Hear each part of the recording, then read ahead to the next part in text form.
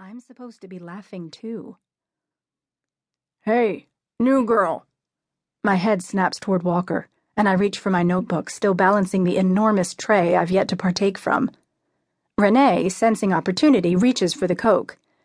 Let me help you out with that, honey, he says, his face entirely too close to mine. He snorts 2 quick lines and passes the tray to George, barely looking at him. The room is eerily quiet as I scan the faces once more.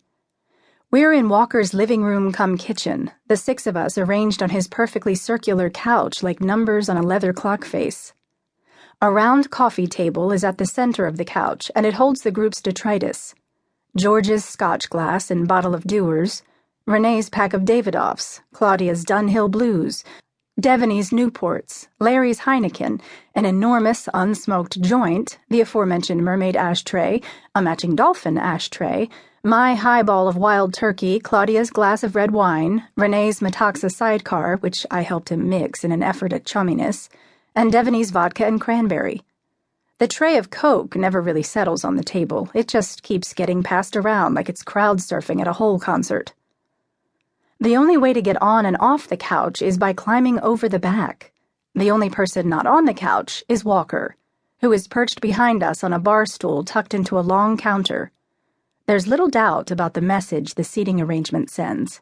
He's the captain on this ship of fools. Hello?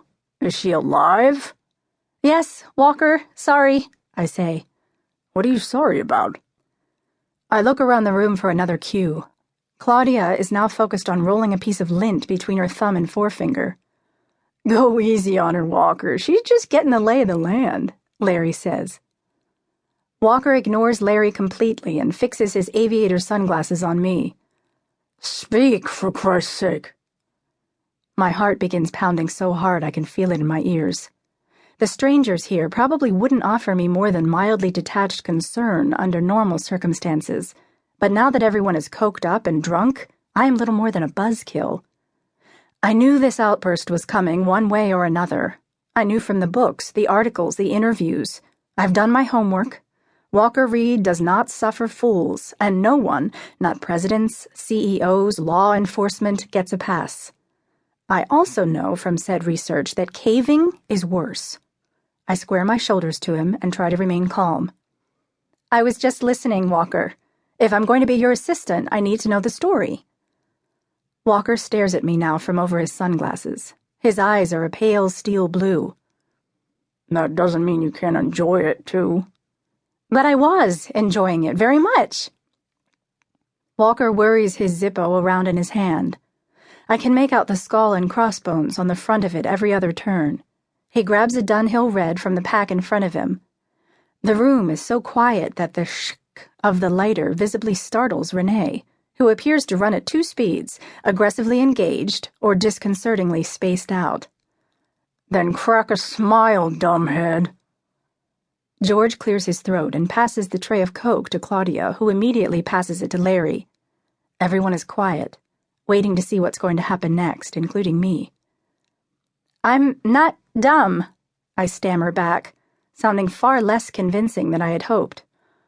Oh, that's right, Walker says. Alessandra here went to an Ivy League school. Devaney shifts uncomfortably on the couch. I can actually hear her teeth grinding. It says so right here, on her thin resume. Walker pulls a piece of paper from a folder on the counter in front of him, and I visibly recoil. I'm a year out of college. The last thing I want is a staged reading of my resume in front of this crowd. I thought it was great, I say. Which part? He blows a cloud of smoke directly in front of him, seemingly unaware that it wafts directly onto Devaney's head.